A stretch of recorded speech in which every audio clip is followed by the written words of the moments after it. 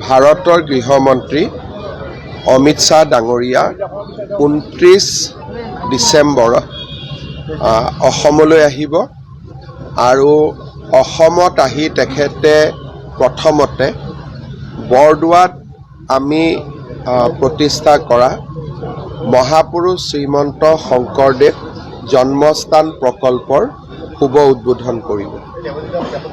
তাৰ পিছত সন্ধিয়া তেখেতে গুৱাহাটীৰ পুলিচ আয়ুক্তৰ নৱনিৰ্মিত এই ভৱনটি শুভ উদ্বোধন কৰিব আৰু নতুন ক্ৰিমিনেল আইন প্ৰণয়নৰ ওপৰত অসমে গ্ৰহণ কৰা ব্যৱস্থাৰ সম্পৰ্কত এখন এক্সিবিশ্যন তেখেতে চাব।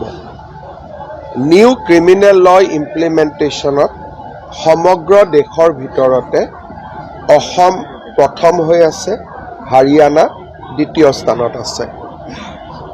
আমি অসমত কৰা কামবিলাক নিউ ক্ৰিমিনেল ল ইমপ্লিমেণ্টেশ্যন গৃহমন্ত্ৰী ডাঙৰীয়াক আমি দেখুৱাম আৰু তাৰ পিছত গুৱাহাটীত আমি যে CCTV প্ৰজেক্ট লৈছিলোঁ ছাৰ্ভিলেঞ্চৰ কাৰণে, সি এতিয়া সম্পূৰ্ণ হৈ উঠিছে। 4th ফ্ল'ৰত তাৰ কামাণ্ড চেণ্টাৰ আছে।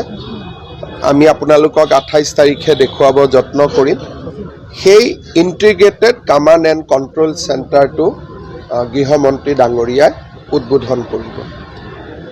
গুৱাহাটী সেই বিশেষ মহানগৰসমূহৰ ভিতৰত অন্তৰ্ভুক্ত হ'ব য'ত নেকি CCTVয়ে মহানগৰৰ গুৰুত্বপূৰ্ণ অঞ্চলসমূহ নিৰীক্ষণ কৰিব।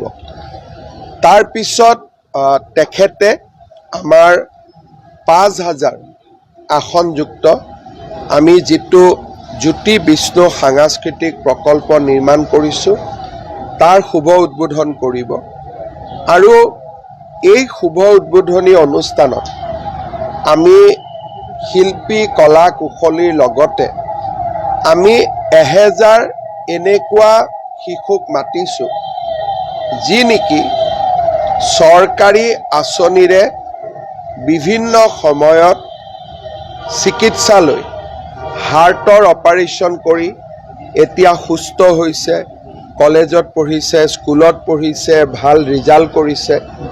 তেনেকুৱা 1000 ল'ৰা ছোৱালীয়ে সেই অনুষ্ঠানত আমাৰ লগত যোগদান কৰিব। বাকী 4000 কলা কুশলী শিল্পী থাকিব। সেই জ্যোতি বিষ্ণু সাংস্কৃতিক প্ৰকল্প উদ্বোধন কৰাৰ পিছত গৃহমন্ত্ৰী ডাঙৰীয়া সন্ধিয়া উভতি যাব। সেইকাৰণে আজি মই ৰাতিপুৱা বৰদোৱাত গৈছিলোঁ, প্ৰকল্পটো এতিয়া চালোঁ আৰু এতিয়া মই 5000 অডিটৰিয়ামটো এবাৰ চাম আৰু 29 তাৰিখৰ কাৰণে আমি সাজু হ'ম। গুৱাহাটীত কিবা ৰুটছ থাকিব না, গুৱাহাটীত 5000 অডিটৰিয়ামৰ এখন সভা আৰু বৰদোৱাত 1 লাখ মানুহ গোট খাব। বৰদোৱাত এখন ডাঙৰ সভা। CP অফিচটো 8 মহলাৰ, তাৰ লগতে ইয়াতে বেছমেণ্ট ফ্ল'ৰ এটাও থাকিব। 2টা মহলাৰ কাৰ পাৰ্কিং আছে আৰু গোটেই মহানগৰী ট্ৰেফিক আৰু CCTV এই দুইটা চাবৰ কাৰণে 4th ফ্ল'ৰটো বিশেষভাৱে নিৰ্মাণ কৰা হৈছে। স্মাৰ্ট চিটিৰ প্ৰকল্পৰ আধাৰতে এইটো গুৱাহাটী স্মাৰ্ট চিটি প্ৰকল্পৰ কাম আছিলে। স্মাৰ্ট চিটিৰ হাতত যিমানকেইটা ডাঙৰ প্ৰজেক্ট আছিল গোটেইকেইটা শেষ হ'ল। ৰিভাৰ ফ্ৰণ্টটো স্মাৰ্ট চিটিৰ প্ৰজেক্ট আছিলে, CCTVটো স্মাৰ্ট চিটিৰ প্ৰজেক্ট আছিলে আৰু আমি যিমানকেইটা প্ৰকল্প কৰাৰ কথা আছিল আমি গোটেইকেইটা সম্পূৰ্ণ কৰিলোঁ।